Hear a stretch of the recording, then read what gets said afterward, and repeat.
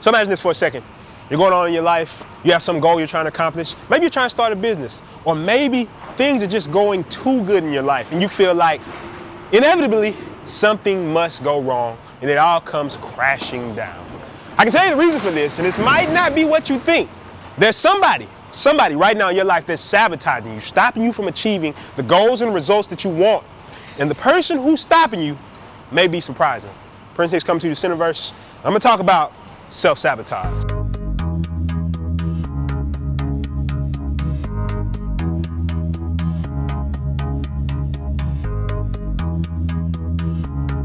Before I get deeper into the concept of self-sabotage, the first thing I want you to understand is what I call the victim mindset. Or to be more specific, the thought that I'm a victim. You all know what I'm talking about. You know, you get around these people, you're talking to them, and every time something happens, they always find a way to blame somebody else for why it happened. Well, it's because of the government, it's because of the taxes, it's because of my friends, it's because the people working in my business, they weren't doing their job. Whatever it is, they'll go on and on and on about it. But really, what they don't realize is the only way to truly become successful is that you have to take responsibility for your own life. Now, I know a lot of people say that's easy to say. You're in a position where it's like, well, you know, hey, right now, you're on this camera, you're talking, or somebody's running a business, or somebody has money in their life. It's easy for them to say, I'm taking personal responsibility, but there's shit in my life that's really fucked up. What am I supposed to do about that? I always tell people that the first thing you have to realize about the victim mindset is that people in this mindset, they don't even know they're in this mindset. And if you try to approach them about it, they'll get very defensive because they just don't have the space to let the feedback land. I mean, I've seen friends like this all the time. You start telling them something that's useful for their life, and they just get angry, they get upset. And they'll say, well, you're just another one of the people who's just trying to hold me back and you're trying to stop me. But they're never really taking into account what the deeper issue is. So the first thing you have to understand about getting out of this victim mindset is what belief helps you in the current moment. So right now, let's say we just parked about 2 or 3 blocks over. Let's say somebody broke into my car right now. Right now, somebody broke into my car. We come back. It's obviously not my fault. Somebody was walking around. They stole some shit, right? I can't be blamed for that. However, I could look at that situation and say, well, you know, why did I park right here? Maybe I should have took the parking spot when we were driving around and Will said take earlier. And then I've been able to see my car from where I'm at. There's all kinds of situations I can look at and I can say, well, you know, I'm to blame for it or somebody else is to blame for it. However, in this situation, what I would choose to do is still take personal responsibility. Now, in this one example, it may not be that big of a deal, but over a lifetime, how does this stack up? So when it comes to business, instead of sitting there saying, well, you know, somebody didn't do this, an employee didn't do this, I just say, you know, I take responsibility because if shit is wrong in my business, if shit is wrong in my life, it's my fault. Now, adopting this philosophy, what it'll do for you is instead of looking for why things are wrong, you'll start looking for solutions. You'll be a person who's solution and results oriented. And you become a person who's solutions and results oriented, you'll see a lot of progress in your life. So once you get out the victim mindset, blaming everybody else for your circumstances, what you'll find is that you'll unlock the first key to getting out that maze of self-sabotage. So let's go a little bit deeper than this. So first of all, you might look at that and say, okay, yeah, victim mindset. How do we get out the victim mindset? I want to go a little bit deeper on what causes this victim mindset. What makes us really just feed into this never-ending loop of, you know, being a victim, that it's not our fault, the world is our problem. So the thing I'm going to talk about next is emotional state addictions. Now, right now, if you see people go on to social media, you'll see them talking about likes, or how many comments they get, or how much feedback they get. And this is a clever design by people who market to you to invoke a specific emotion. And what is that? Well, just like drugs, whether it's crack, cocaine, heroin, or something like that, what happens with these drugs is when you take the drugs, they release a chemical into your brain, which is dopamine. You've probably heard about this if you've been familiar with any type of marketing. So it releases dopamine into your mind. It gives you a pleasurable feeling. Well, similar, when you go on a social media network and you get a lot of validation, you put up a comment, you say, well, you know, or you put a picture of yourself up and a bunch of people like it, people get that little spike. They feel that little hit. That's why Instagram has little likes and stuff pop up at the bottom. They get that dopamine spike. So much so that I've even seen girls, when they put up a picture and it doesn't get that many likes, they don't even like the picture. Or on the opposite end of the spectrum, somebody can say something really deep, really profound. They can put it up on Instagram, and then what happens? Because a lot of people didn't like it or didn't validate it, they feel like it's not valuable. This is a classic case of state addiction. See, the state that we most find ourselves in, we become addicted to it. So for example, if you find yourself being negative all the time, all your friends are negative, everybody around you is negative, You almost get a little spike, a hit. You get a little hit, like a dopamine hit of feeling good when you're in a negative state. Conversely, on the opposite end of the spectrum, if you're a very positive person and all your friends and family and everybody around you very positive, you get addicted to the positive emotions. Now, I'm not making a judgment whether one is good or bad, but like I said in the first part, what state is going to help you more? I know you've seen these people in your life. For example, you might have a family member, uncle, cousin, anybody, that they're always negative. You could take them to the most beautiful place in the world. You could fly them to the most beautiful beach, take them to the greatest, most fun theme park. You could take them anywhere in the world, and what'll happen? They'll still find something that's wrong. They'll say, well, you know, when I was on the flight, the flight attendant was an asshole. Oh, when I got to the hotel, my bags wasn't completely right. There's a little scrape on here. The whole trip is ruined. It's just all messed up. I can't even deal with this. And on the opposite end of the spectrum, you got that one person, no matter what happens, they could just got into a car wreck or something. They'd be like, you know what? You know what's great about this situation? That the seatbelts worked and the airbags deployed themselves. Because right now, even though all my bones are broken in my body, I still have life, and that's good. Now, I know I'm being a little bit sarcastic, but the point is that there's people who are addicted to states, and no matter what they do, they're gonna find themselves going back to that state. Let's talk about self-sabotage. When something comes along that you know can help you, but you're addicted to a negative emotional state, what do you think your first response to that is gonna be? Let me say it like this another way. Right now, or when I first started off, there were all kinds of leadership roles I could have took. But because I was so negative, I was addicted to negative emotions, I was addicted to negative response, I wanted to complain, I put those type of people around me and I put that environment around me. So the first time opportunities came to me, I remember we went to LA, what was that, 2 years ago? What's up, Travis? Prince Nick's coming to you from this university. I'm out here in Los Angeles, California, in the Beverly Hills. Let me ask you something. Are you a hobbyist or are you a professional? Went to LA 2 years ago for the first time. It's the first time I went to Los Angeles. But for the longest before that, when people asked me to go, I just was like, nah, I don't want to go. Because I couldn't accept it. I couldn't accept anything good in my life because I was addicted to the emotional state, that I was an outsider, that the world was against me. But it wasn't until I chose to aggressively, that's what I was about to say, right? Aggressively change my stance and start trying to be positive, trying to look on the positive side, that I saw progress. See, when you look at these emotional states, you have to understand that it's not you, it's your addiction to the emotional state that you find yourself currently in. And what you have to do is reverse it and start moving to the opposite end of the spectrum. With these emotional states, this leads into my next point, which is the fear it could never last. This is what I talked about earlier in the video. Everything's going great.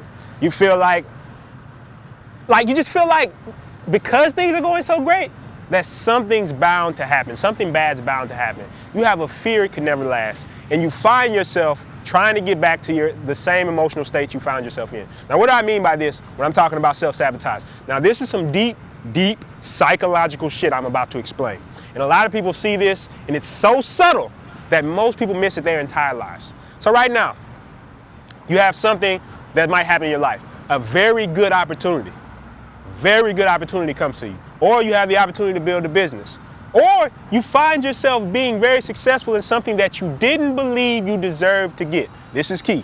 You didn't in the back of your mind believe you deserved to get it.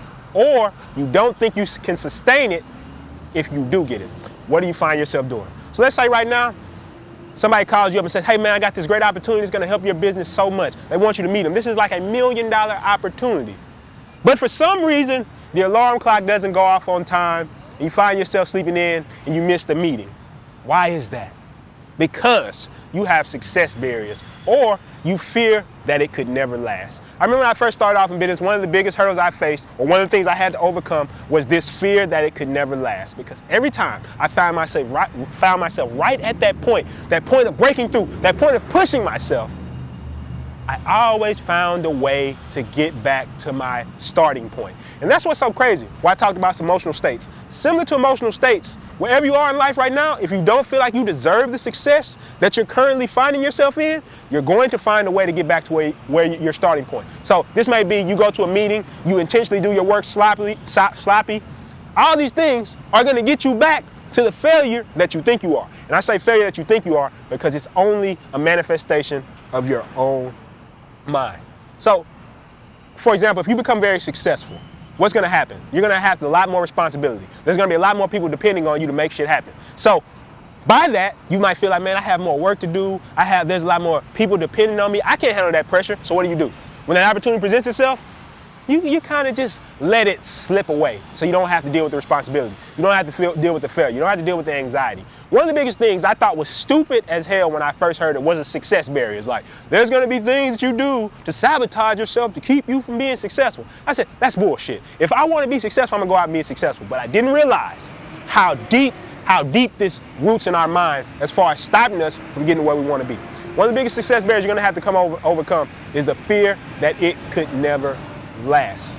And one of the easiest ways to do this is understanding that once you go through that process, once you get in there, it's never what you think it is. As I start going higher and higher in my business, it was never as scary as I thought it was going to be. It's never as bad as I thought it was going to be.